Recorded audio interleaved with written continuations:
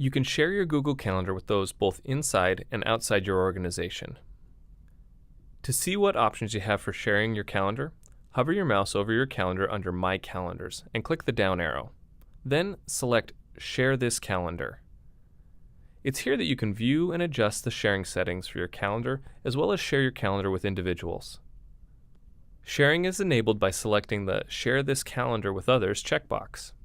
Most likely, this option is already enabled for you. Then, there are two settings for sharing a calendar. Make this calendar public, which allows people outside your organization to see your calendar, and share this calendar within your organization. The amount of control you have over these settings is set by your Google Apps administrator. In this example, if you select Make this calendar public, you'll only have the option to allow others outside your organization to see when you're free or busy. So someone outside your organization would see your calendar like this. They can see your events, but there are no titles or details included. There are other options for calendar visibility outside your organization, but they're usually set by your Google Apps administrator. The second option here allows you to control how much of your calendar information coworkers can see. So you can choose to allow coworkers to see all your event details or see just when you're free or busy.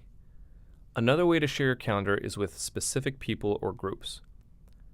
Start by adding the email address of the person you want to give access to your calendar, and press Enter on your keyboard or click the Add Person button.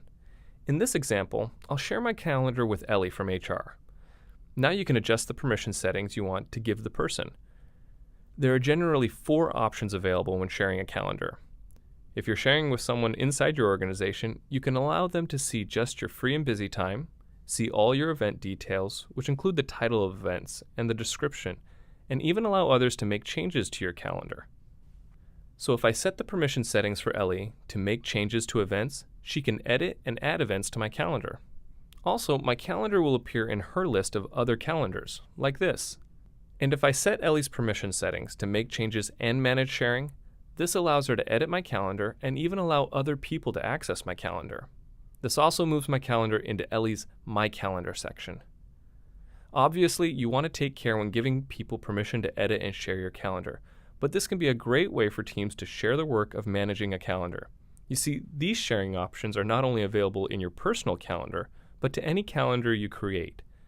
So if you want, you could create a team calendar that tracks events or time off just by giving everyone access to the calendar.